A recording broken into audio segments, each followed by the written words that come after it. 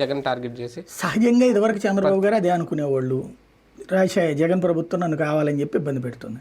ఇప్పుడు జగన్ అదే అనుకుంటాడు. ఎట్లా ఉంటాయి అంటే ఇంట్లో భార్యాభర్తల గొడవలాగా ఉంటుంది. భార్యకి ఇప్పుడు పెళ్ళైన కొత్తల్లో మనం అన్ని ఇంటి పనులు కూడా చేసి పెడుతుంటాం. పెళ్ళైన తర్వాత 4 రోజులు పోయిన తర్వాత ఇక మనకు బయట పనులకే సరిపోయి చేయలేదనుకోండి, ప్రేమ తగ్గిపోయింది అంటారు. అట్లాగే అదెందుకు చేయట్లేదు ఇదెందుకు చేయట్లేదు అన్నటువంటి చర్చ నడుస్తుంది. ఇది కూడా వీళ్ళది పెళ్లి బంధం లాంటిదే. అధికారంలో ఉన్నప్పుడు అనిపించి నేను నాకు ఇప్పుడు ఎందుకు ఉండదు అంటే, అధికారంలో ఉన్నప్పుడు లేనటువంటి చంద్రబాబుకి నువ్వు అవన్నీ ఇచ్చావా? నువ్వు అయ్యి ఉన్నప్పుడు నువ్వు ఎట్టిస్తావు? నీకు ఎట్టిస్తారు? కోర్టు ఆర్డర్ మేరకు ఇచ్చారు కాబట్టి ఇప్పుడు నేను కూడా కోర్టు ఆర్డర్ మేరకు వెళ్తున్నాను అంటాడు ఆయన.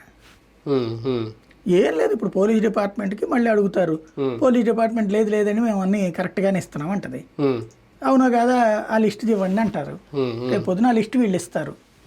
అది సహజంగా అయిపోతుంది. కాకపోతే ఈ లోపు ఏంటి, వైసీపీ మనుషులందరికీ జగన్ చంపైపోతున్నారు, జగన్ కుట్ర పడుతున్నారు అనేటువంటి ఒక సైకలాజికల్ ఫీలింగ్ కల్పించడం జగన్ ఉద్దేశం.